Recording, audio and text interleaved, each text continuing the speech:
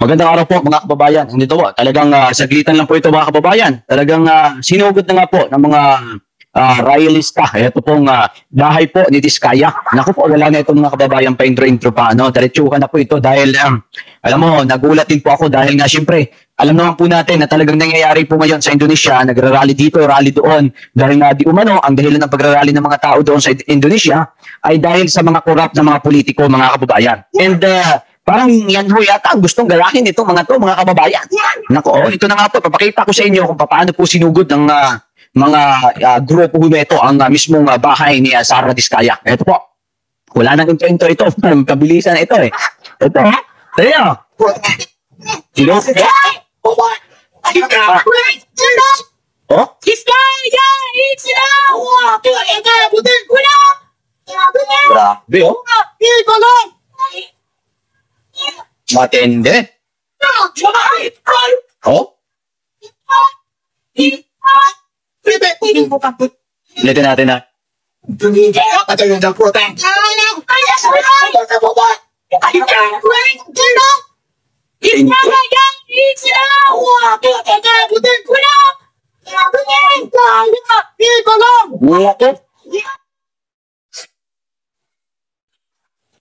Parang mga kababayan, gaya ng sinabi ko, mukhang baka yung ano nila dito, di ba naalala nyo, nakikita nyo ngayon ang mga nangyayari sa Indonesia. Ang nakakatakot ho dito, na baka nga, syempre, galit yung tao eh. Ngayon, lalong-lalo na, halos wala naman talagang pagkakaiba ang nangyayaring corruption ngayon sa Indonesia dito po sa Pilipinas. Tumaon pa na kung saan ang mga palpak ng mga flood control, billions po ang mga kababayan, ang kanila pong ang input ho dito. Pero ito, basahin po natin, dahil ito nga pong report mga kababayan, pakita ko lang sa inyo.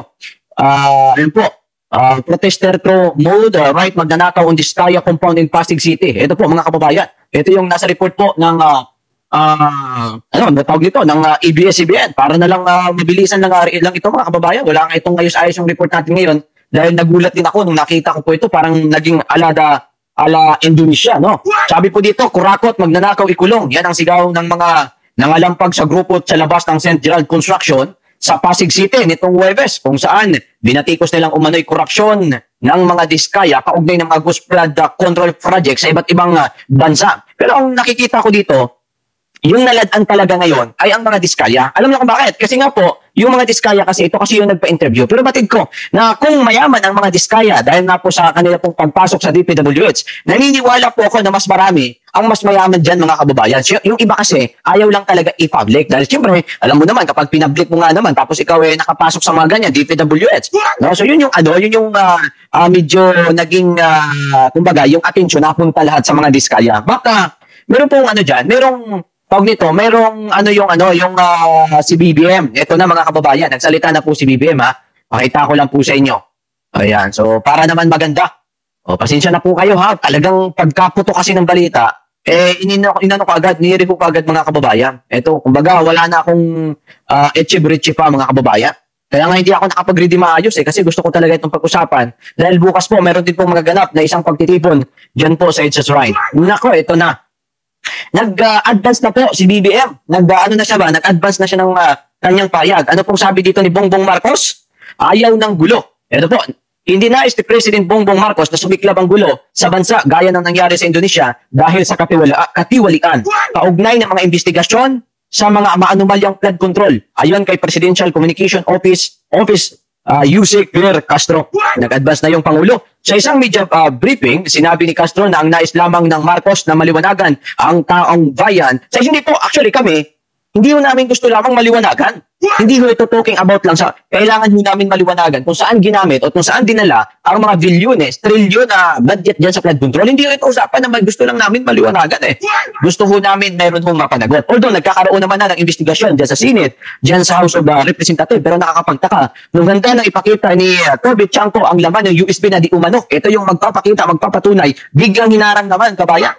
O ito pa, kasunod ito ng isinasagawang rally ng mga umano'y disaster survivor at membro ng environmental group sa harap ng St. Gerald Construction sa Pasig na pagmamay-ari ng pamilya Diskaya na gagawin sa mga palpak po ng mga flood control. Ito na nga po, yung kanina. Kumbaga siguro, alam ko na alarma yung Pangulo dahil na siyempre nakita niya, uy, dumarami. At saka, uy, talagang mukhang nangyayari dito. Huwag naman maging ganun katulad sa Indonesia.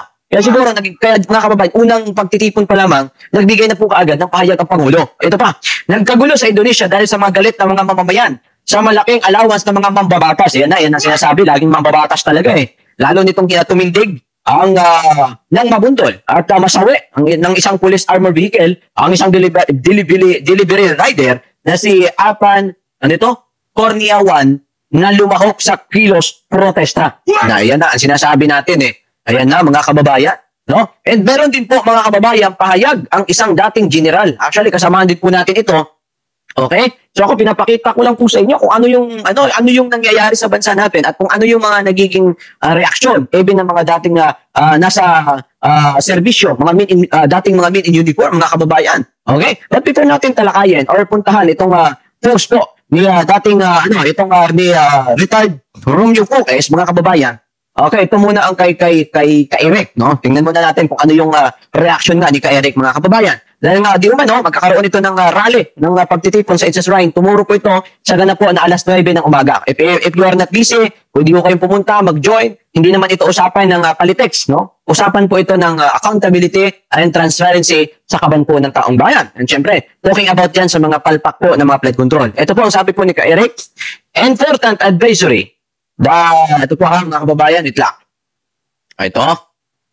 The forthcoming Black Friday People's Nationwide protest against corruption and plunder being perpetrated by the evil regime of Marcos and Romualdez. O dito talagang wala siyang pakundangan. Tinumbok niya kaagad, mga kababayan, which will be held on September 5. Diyan po mga kababayan sa EDSA Shrine. Ayan po. Punta po kayo mga kababayan. And kung may busy po kayo, kung hindi po kayo busy, punta po kayo. Ito po mga kababayan, meron po ditong post naman ito. Kita nyo naman, si retired General Focus. Ito may post naman dito mga kababayan. Basahin po natin ang kanyang post. May post siya dito patungkol sa mga ninakaw na mga budget. Sabi po dito kabayan ni retired General Romeo Focus, paglalapas tangan sa mga sundalo at pulis. Mga sundalo, pulis at lahat na in UP, huwag na tayong manahimik. Naku po, ito na mga kababayan. Nako, dating po ito siyempre pag dating general,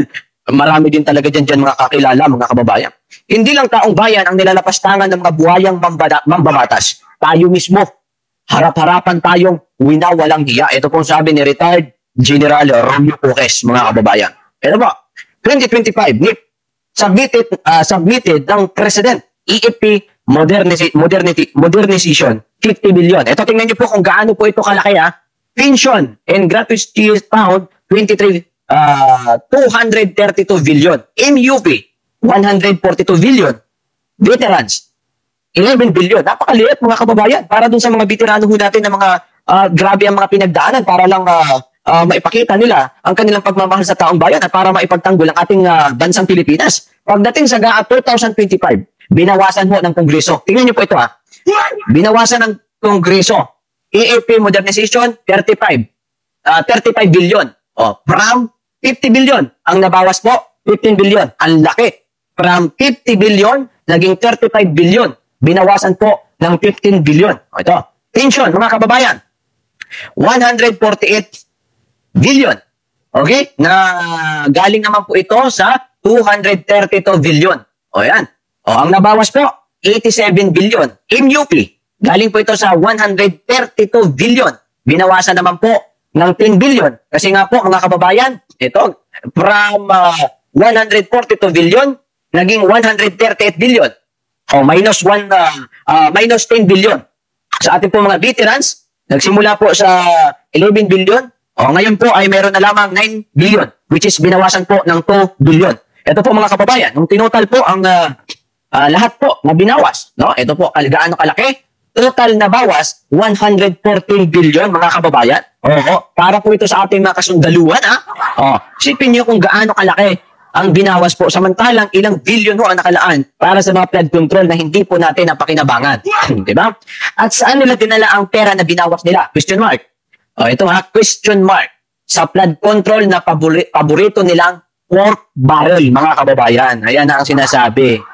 Oh, galit na itong dating ano. Actually, marami naman din mga dating sundalo naman talaga na nagsasalita. Kasi siyempre, being EFP personnel o ikaw ay isang sundalo, hindi ka talaga pwedeng basta-basta magsalita kapag ka ikaw ay active. Kasi siyempre, yan po ay pinagbabawalan ng ating pong batas. Ito po mga kababayan, at tuloy po natin. Kaya pala lubog pa rin. Ito no, ito. Oh, kaya pala lubog pa rin tayo sa baha kahit trilyon ang ginastos. Kasi pinapakialaman ang pundo ng taong bayan. No, ayan ang sinasabi. O, ito pa. Ngayon, nasa kamara na ulit ang 2026 NIF NAP.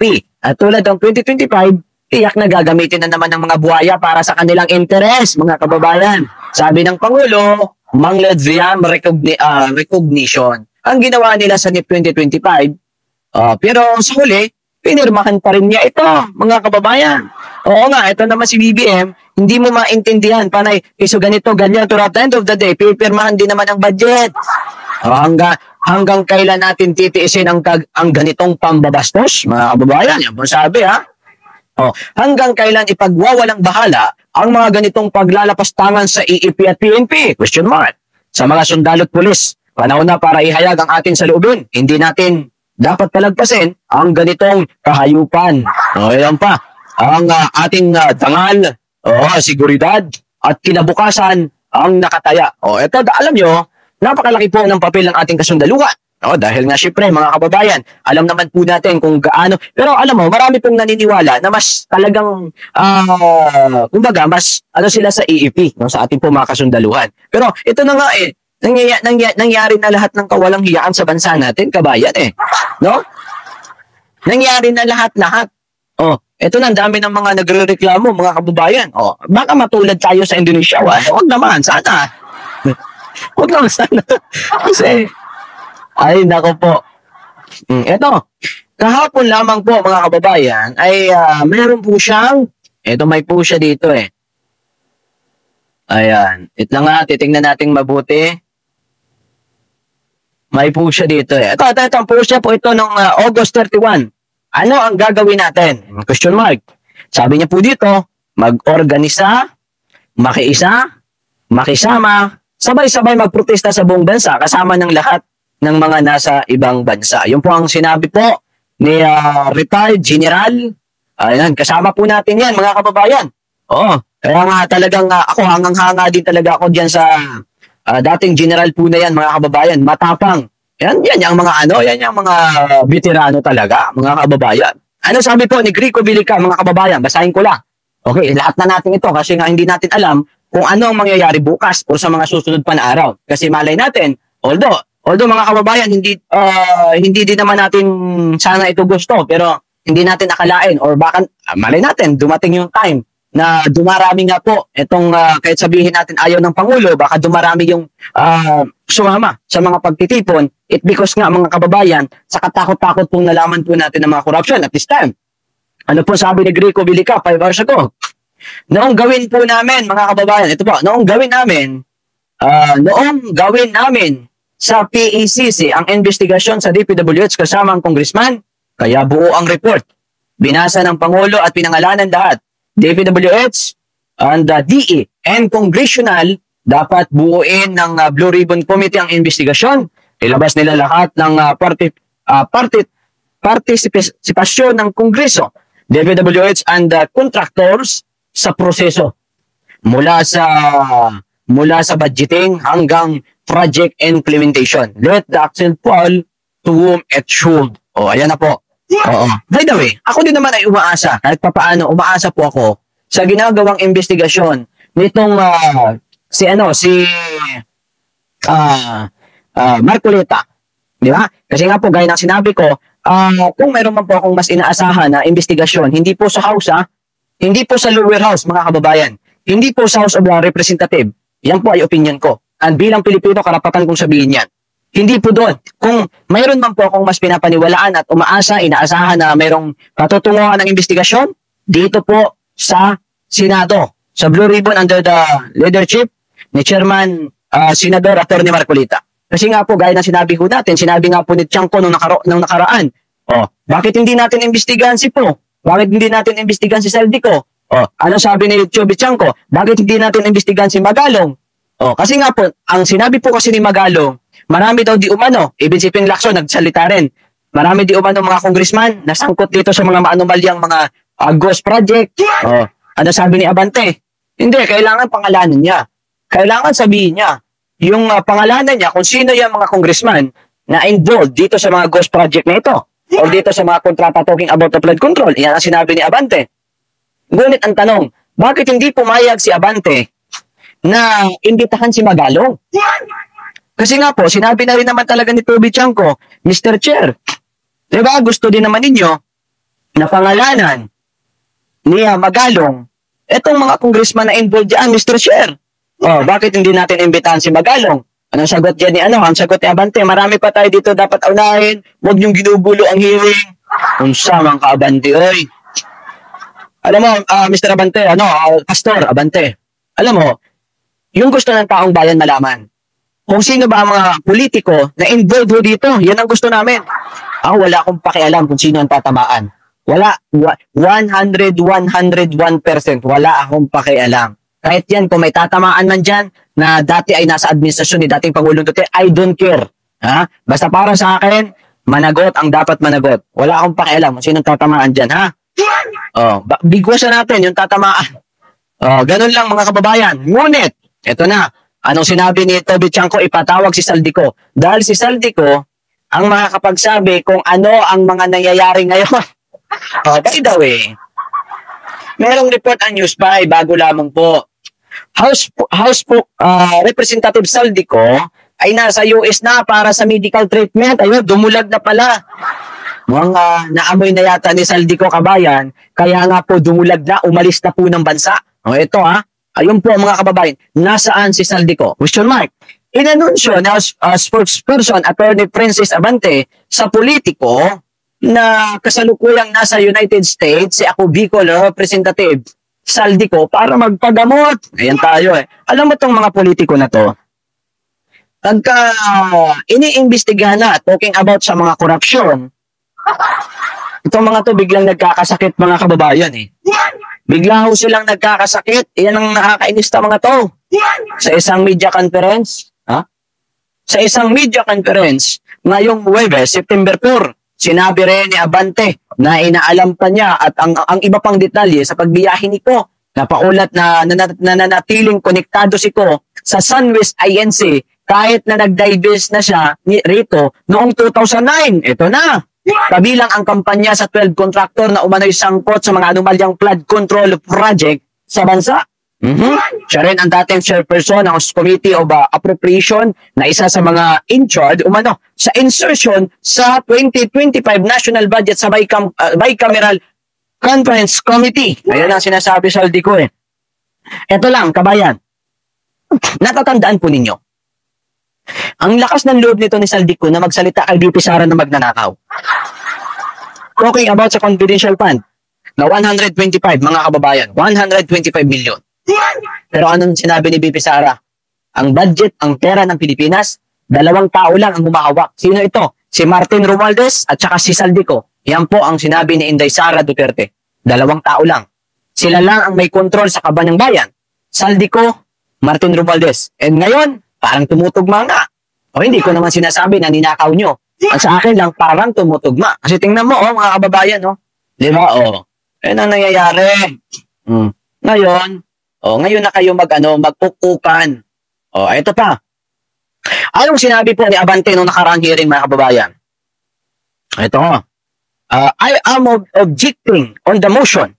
I would like to know the reason why invited a representative ko because I would like to find out if we are going to invite him or the resource person or the speaker or the member of the House of the Representative. Ito naman masyado ka namang Hindi naman kailangan yun Bakit kailangan mo pang alamin I want to find out kung bakit imbitahan natin si Saldico para ba bilang ba membro ng House of Representative or resource speaker.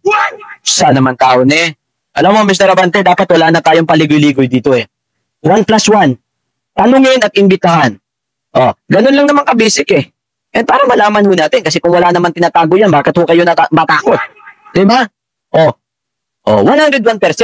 Inyong imbitahon yan bilang maging resource person o ganon. Para matanong nyo kung ano yan, anong involvement niya sa mga corruption ngayon. Yun lang naman eh. Ano sabi ni Doc Richard Pata? Senador Marcoleta, kindly, please, invite Saldico and the Senate hearing. Too much drama at the lower house. Yan ang sinasabi ko, mga kababayan.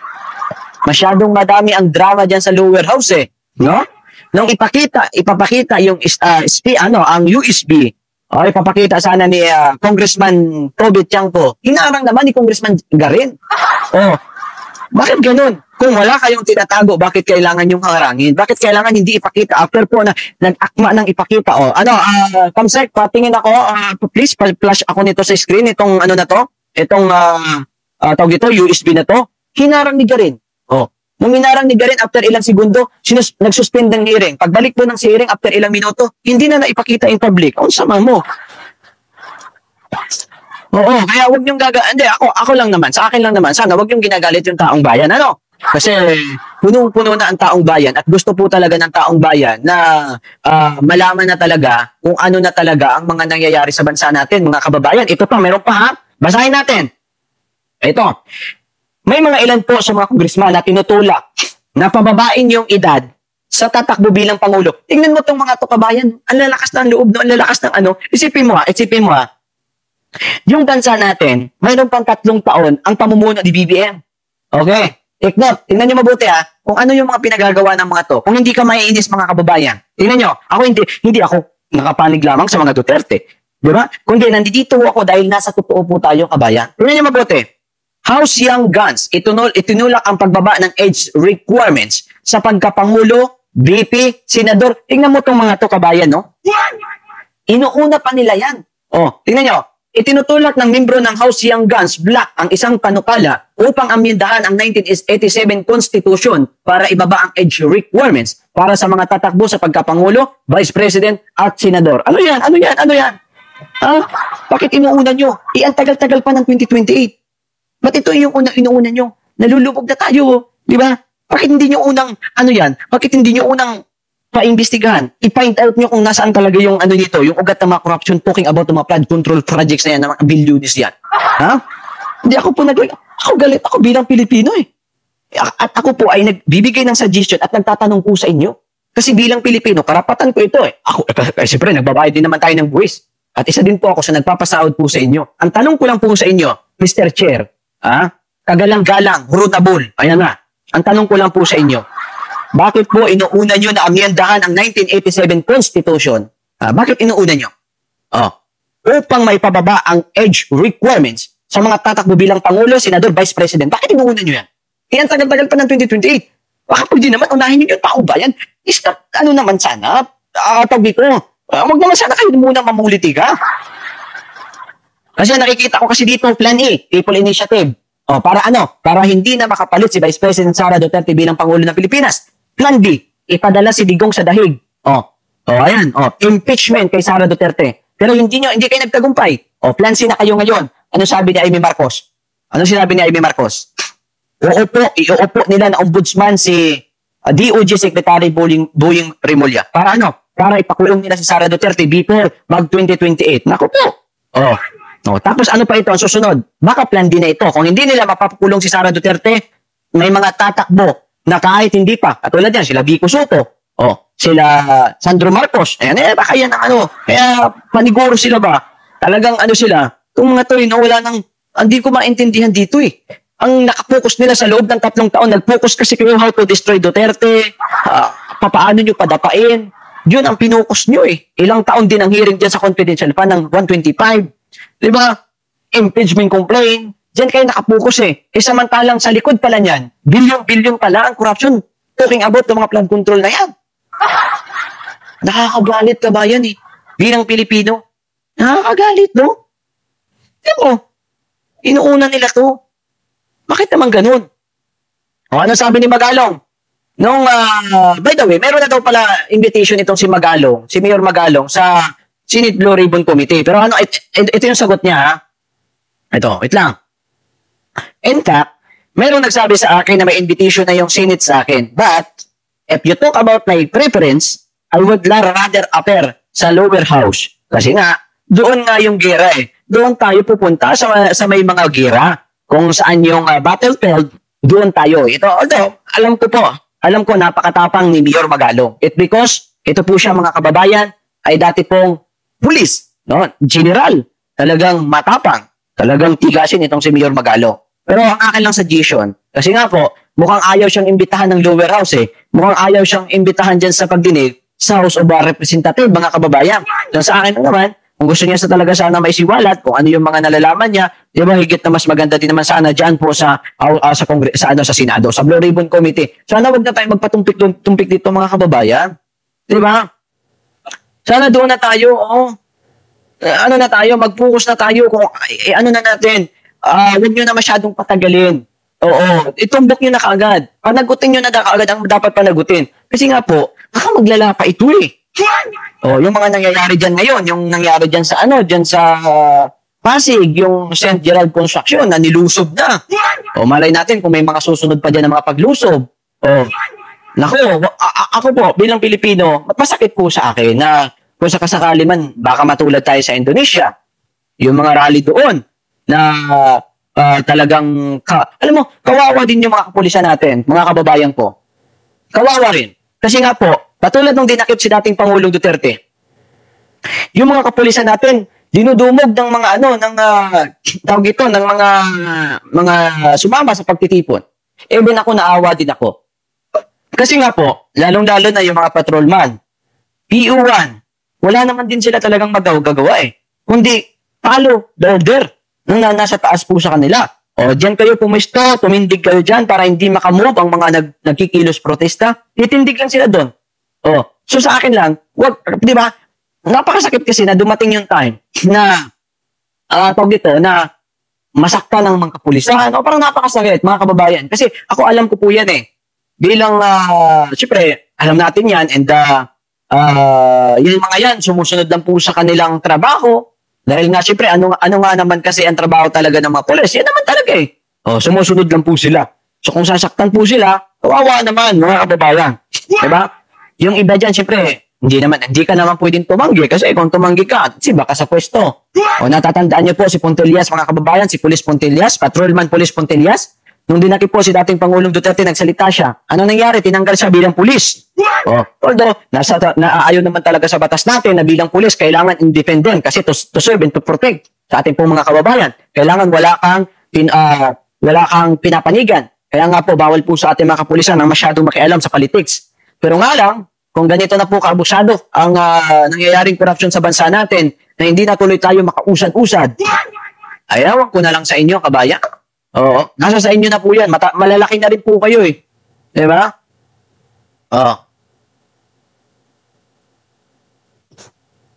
Nasa sa inyo na po yan. By the way, alamin natin.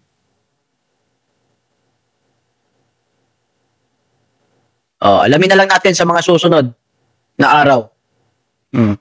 Kaya, Mr. President, alam mo, galing-galingan mo dyan magpaliwanag sa taong bayan. Kasi, marami talagang galit ngayon.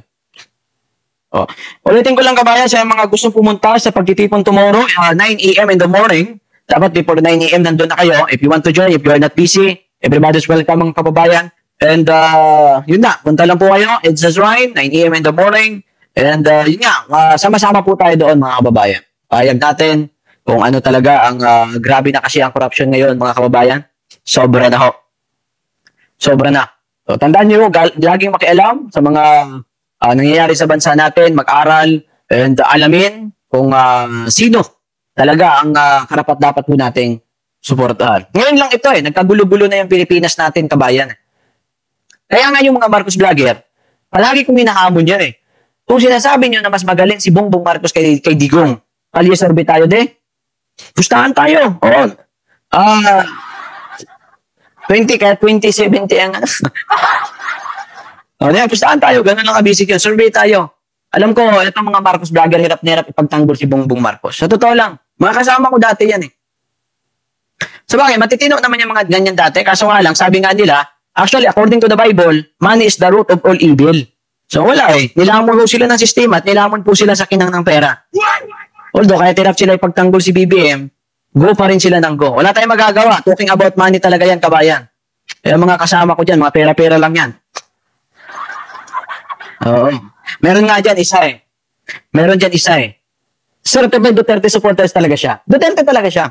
Way back 2018, 16, Duterte supporters talaga siya. From Mindanao din ito, kabayan ha. Vlogger po ito. Kasama ko dati. Lumipat siya kay BBM. Ngayon, nung nag-away na ang Marcos Duterte, nandun siya kay BBM. Kasi nga, doon siya kumikita ng alams muna. Tapos nagkita po kami, ang sabi niya po sa akin, inakbayan niya ako eh. Sabi niya sa akin, Brad, pasensya na, alam mo, Duterte talaga ako. Magkakasama tayo noon. Pero wala akong magagawa eh. Kailangan ko ng pera, Brad eh. Oh, hindi to ako kay BBM. Brad, nagbabayad ako ng bills eh. Nagbabayad ako tubig, kuryente, bahay. Eh, wala eh. Kung hindi ako papanig kay BBM, ano, may anak pa ako na maliit. Oh, talaga. Kaya yung iba dyan, kung talking about money lang talaga yan, kabayan. Maniwala ko kayo. Oh, at kahit na sino dyan, ang manunood, ang mga tagapanood na Marcos supporter, sinahamon ko kayo.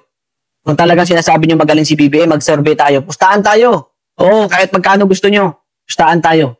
Eh, lalabanan ko kayo hanggang gusto nyo. Wala naman problema eh. Oh, basta pustahan tayo, yan. Sports lang, walang personalan. Punta tayo dun sa isang location na mag-survey tayo, sabay tayo. Ang tanong lang naman, sino magaling? Oo, na Pangulo. Marcos or Duterte? Marcos Jr. ha, mga kababayan ha. Oh, Marcos Jr. or Duterte. Naniwala ko kayo, talo yan si BBM.